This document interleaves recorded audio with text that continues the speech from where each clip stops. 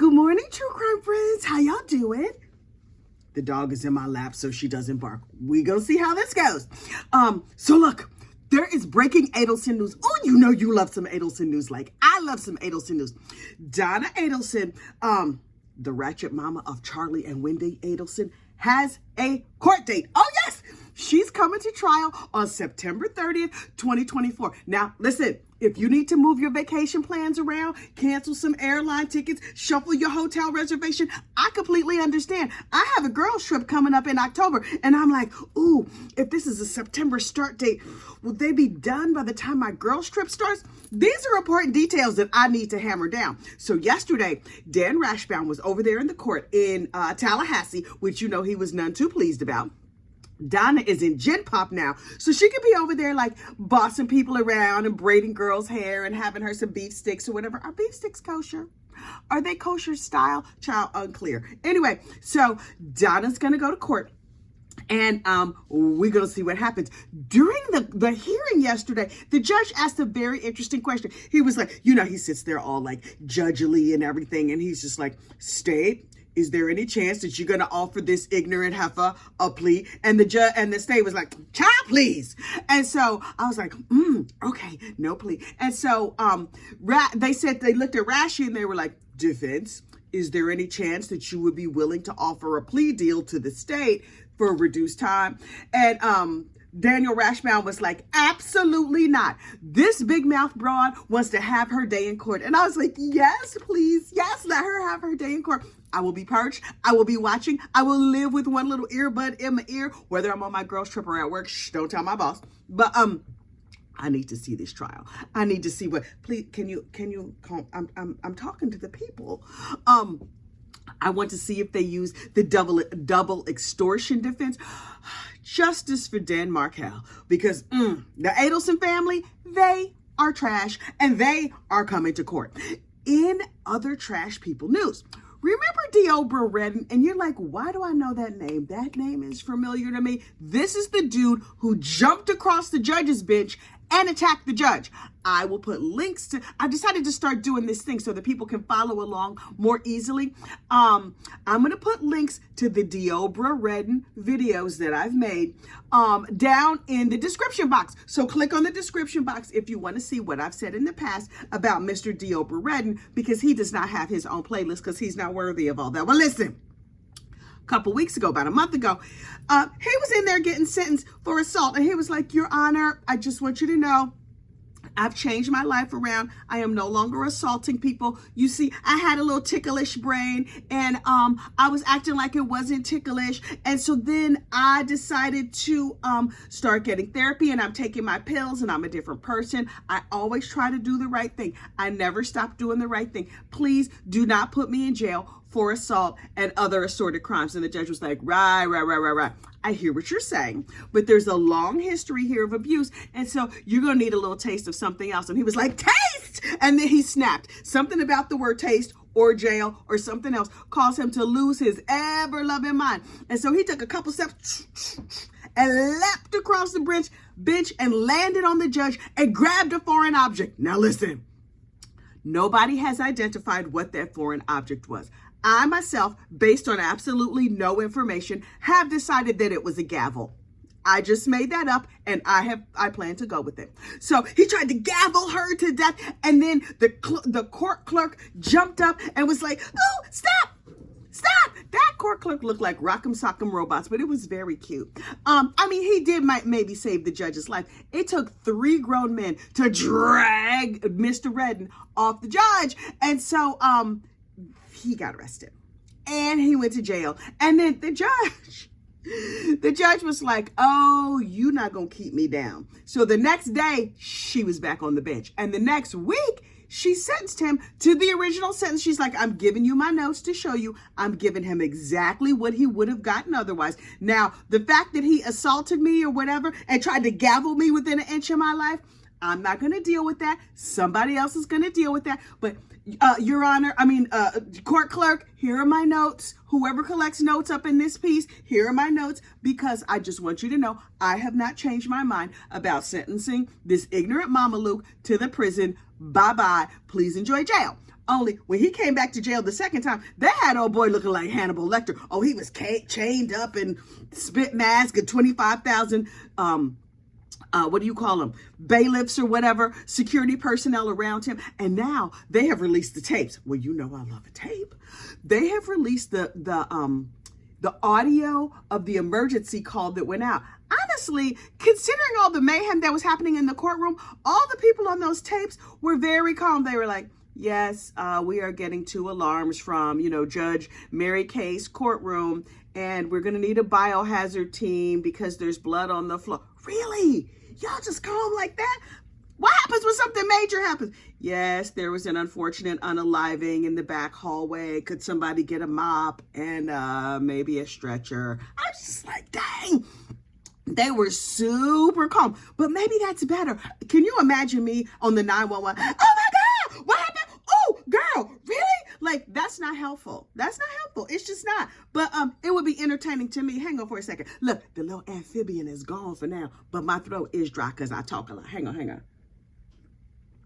Y'all, my gossip, rumor, and innuendo mug is missing. I'm going to have to order another one. I think those children's, my kids, might have stole my mug. Anyway, so Deobra Redden has been charged in the case of him assaulting the judge with a gavel. He's being charged with attempted murder.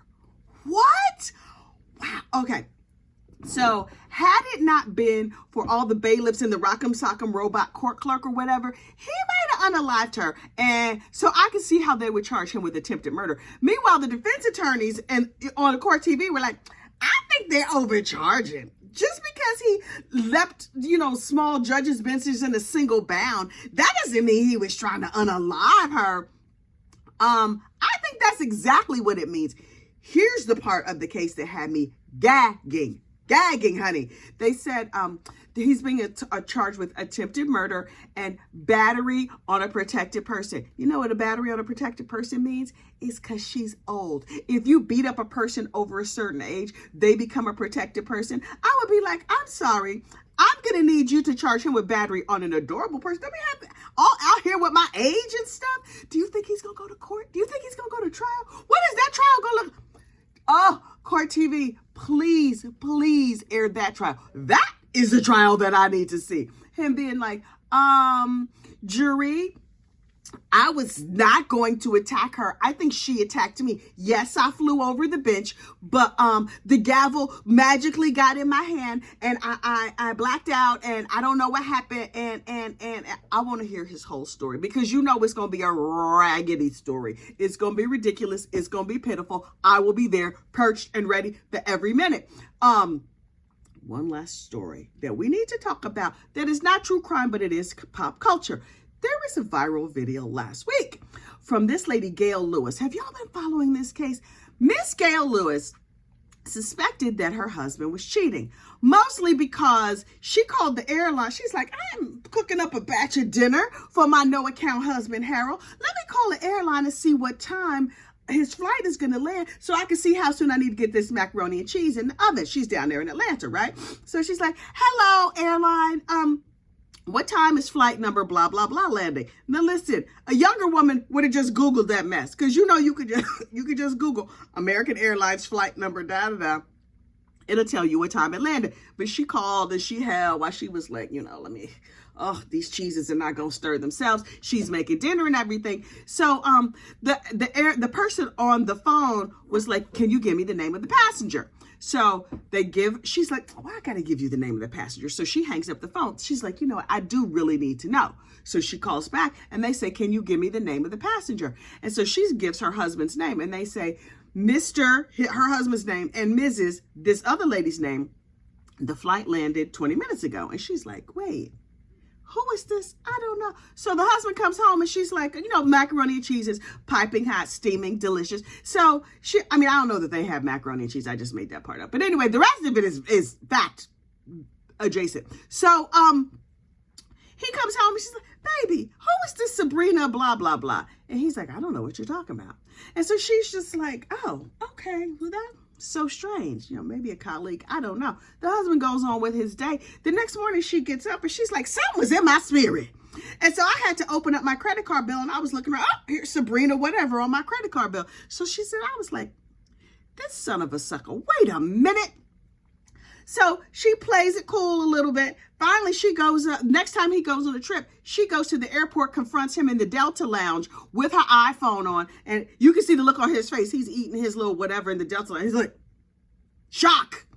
His wife is like, hey, Harold. Hey, trollop the screw in my husband. How you doing? Enjoy your flight. AKA, I know the cat is out of the bag. Okay. And so she is upset.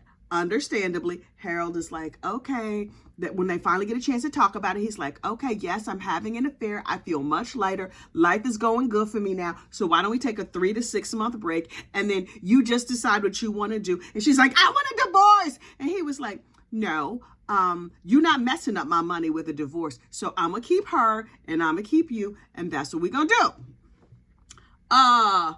Miss Gail might have needed a gavel. Child, this would have been a crime story if it was me. But I try to be a lady. Listen, I will gavel you to death with my pinky out. I'm not going to lie. But anyway, so Miss Gail was like, what the what? So she was like, this is unfair. I have been a loyal wife for nearly 30 years, 28 years, whatever they were married. This is not fair. So she took to social media and she posted the video of her catching them in the Delta lounge. And she just does a series of TikTok, I don't know, some kind of videos telling her story. And people were like, go, Gail. You get him, Gail. He is terrible. Oh, my goodness. Well, Gail was feeling empowered and inspired. And so she started circulating videos around at his job. She circulated videos to Ed. Oh, her husband was like a big CEO of some company. She circulated all kinds of videos around to all kinds of places about his shenanigans and bad doings. And so there's a note or there's a letter that you see from the human resources officer that was like, dear Harold, we see your divorce has gotten messy, and if there's anything we could do to help you, please let us know. In the meantime, get your wife. She's embarrassing us. She's embarrassing the company. Everybody is talking about you at the water cooler and in the ladies' room and in the lunchroom. They looking at you sideways and crazy and everything else. Turns out the lady he's been having an affair with for 9 to 10 months was a travel agent that was helping book his travel. Additionally, Miss Gail had a credit card, an American Express, and she's like, I never looked at the bill. I just spent and did what I was going to do. These are very wealthy people. So Miss Gail was a socialite. Oh, she's buying her little socialite dresses and her lunches and her whatever. She's like, let me look at this credit card. Come to find out that the other woman, Sabrina, Samantha, whatever her name was, she had an extra card on that account. Sir, you real bold. You real bold. Listen. It's wrong to have an affair, obviously. It's wrong to to use your card to pay for this other woman, obviously. You just went and gave the other woman a card. She's an authorized user of your wife's credit card. Oh, it would have been an unfortunate unaliving at my house if this happened, but that's me. I'm conservative like that. So anyway, so Gail is all up on every social media platform that she could find, thanking people for supporting her, offering to unalive her husband some more. The whole thing is crazy and messy, and people were like, I'm Team Gail. Gail Lewis, we love Gail. Oh my goodness, Gail. Then the tides turned on Miss Gail. Come to find out, Miss Gail 30 years ago had been the side chick. What? The same women who were Team Gail now are roasting Gail. The first wife is like, yeah, look like the heifer got her karma. I was like, oh, I knew karma had a long memory. I thought that meant like 5 to 7 years. Karma gonna come back 30 years later? 30 years later? 30 years! Karma waited a long time to be like, nah, boo-boo, I got your number. And the most recent side chick looks a lot like Miss Gail. Looks like a young version of Miss Gail. This is what I need to know. Does Gail look like wife number one? Oh, Harold has a type. So everybody is out here prattling on and talk about the Lewises. And it's not crime related, but y'all, it might turn into a crime at this rate. So people are all up in all these people's social medias. Please do not go get in nobody's social media. Have some common decency and sit in the bushes and watch like I'm doing. That's called manner. Enjoy the show. You don't need to be involved in these people's lives. Don't say nothing to them. Just sit back and enjoy the show. You know what you also need to do? Like this video and subscribe to the channel. Okay, so listen. There will be more true crime later today if you're in the member spaces, and tomorrow morning if you're not. All right, y'all. Go out there and have a fantastic day. Hi, bye from me and Holly. Holly, say bye. Holly, say bye. You didn't bark at all. You're such a good doggy. Okay, I'll talk to you later. Bye.